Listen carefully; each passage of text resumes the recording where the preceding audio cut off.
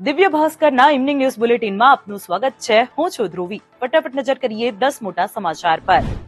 5 દિવસ ભારે વરસાદની આગાહી વચ્ચે આજે રાજ્યભરમાં ભારે વરસાદ વરસી રહ્યો છે। અમદાવાદમાં તો અંધારપટ સાથે ધોધમાર વરસાદ વરસતા વરસાદી માહોલ જામ્યો।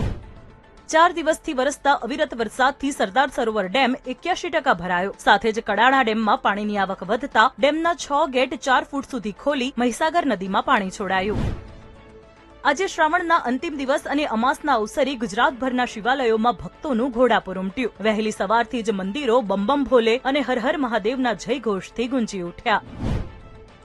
રાજકોટના મિની સાળંગપુર તરીકે ઓળખાતા બાલાજી હનુમાન મંદિરમાં 5 દિવસીય ઉદ્ઘાટન મહોત્સવનું આયોજન કરાયું, જેમાં નૂતન મંદિરનું ઉદ્ઘાટન, પોથીયાત્રા અને 56 ભોગ અન્નકૂટ સહિતના રંગારંગ કાર્યક્રમો યોજાશે। 25 ઓગસ્ટે પીએમ મોદી અમદાવાદ આવશે। પીએમ નિકોલમાં જાહેર સભા સંબોધતા પહેલા હરિદર્શન 4 રસ્તાથી નિકોલ ખોડલધામ ગ્રાઉન્ડ સુધી 1.6 કિલોમીટરનો આખો વિડિયો જોવા માટે ડાઉનલોડ કરો દિવ્ય ભાસ્કર એપ।